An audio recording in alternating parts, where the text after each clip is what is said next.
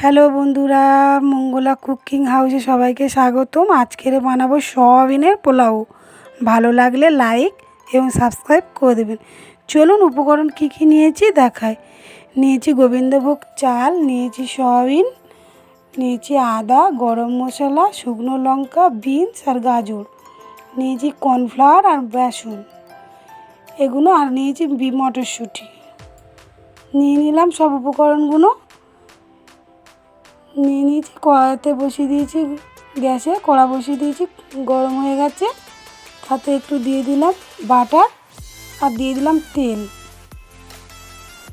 তেলটা একটু গরম হয়ে এলে দিয়ে দেবো শুকনো লঙ্কা আর একটু গরম মশলা, দারচিনি আর এলাচ। বিনসগুলো দিয়ে দিচ্ছি তেলের মধ্যে।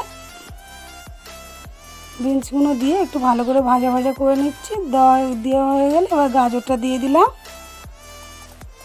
গাজরটা দিয়ে ভালো করে নেড়ে দিতে হবে, একটু ভালো করে ভেজে নিতে হবে। গাজরটা দিয়ে বিনস আর গাজরটা একটু সিদ্ধ হয়ে এলে দিয়ে দেবো মটরশুঁটিটা, দিয়ে দেবো পরিমাণ মতো হলুদ, দিয়ে দেবো পরিমাণ মতো লবণ, দিয়ে দিলাম। দিয়ে এটাকে একটু ভালো করে ওর সঙ্গে মাখিয়ে নেব। এই যে এরকম করে একটু কষিয়ে নিচ্ছি। এরকমভাবে ভালো করে ভাজা ভাজা করে নিতে হবে। দিয়ে দিলাম একটু আদা বাটা। আদা বাটাটা দিয়ে ভালো করে কষিয়ে নিয়েছি। এবারে আমি চালটা ধুয়ে রেখেছি, চালটা দিয়ে দিলাম। গোবিন্দভোগ চাল আমি ধুয়ে নিয়েছি, এটাকে দিয়ে দিলাম। দিয়ে একটু ভালো করে সময় নিয়ে কষাতে হবে, ভালো করে ভেজে নিতে হবে চালটা। চাল আর সবজিটা একটু ভালো করে নেড়ে চেড়ে ভেজে নিতে হবে। এই যে এরকম করে ভাজা হয়ে গেছে, একটু ভালো করে নাড়তে হবে। এই যে এদিক ওদিক করে নাড়লে ভাজাটা হয়ে যাবে। ভালো করে ভেজে পরিমাণ মতো জলটা দিয়ে দিতে হবে। যে পরিমাণ মতো জল দিয়ে দিলাম।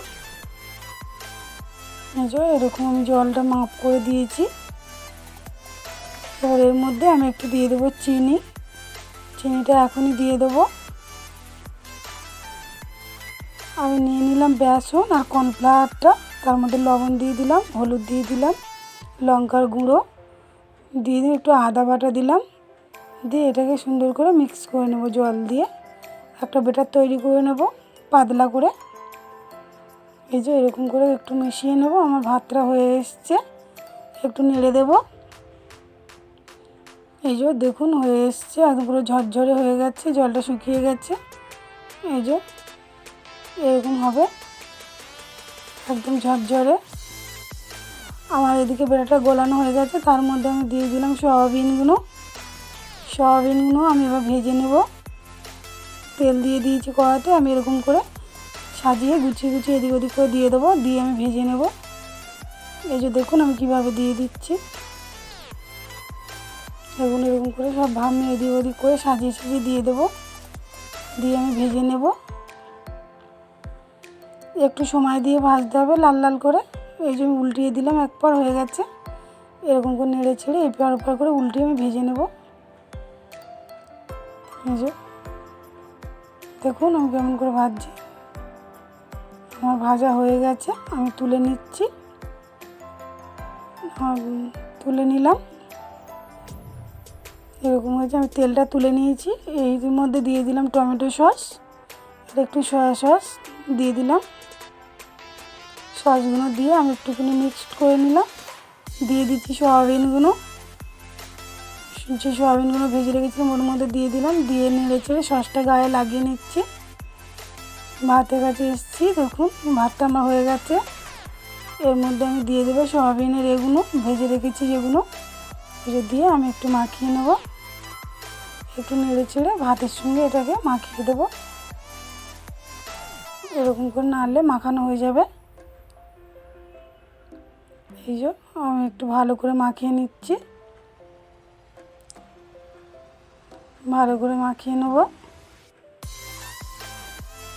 আমার মাখানো হয়ে গেছে, আমি প্লেটে ঢেলে নেব।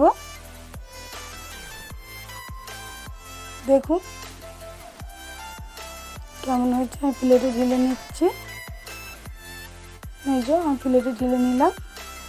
একটু সয়াবিন একটা কেটে দেখায় কেমন হয়েছে। এই যে দেখুন সয়াবিনটা একদম পুরো ভিতর থেকে হয়ে গেছে, কারণ সয়াবিনটা আমি সিদ্ধ করে নিয়েছিলাম আগে, তারপরে ভেজেছি। এইটা দেখুন, এই যে একদম নরম, এই যে দেখে বুঝতে পারছেন, এই জোরে চাপ দিলেই পুরো গলে যাবে। এই দেখুন, এই যে এরকম হয়েছে।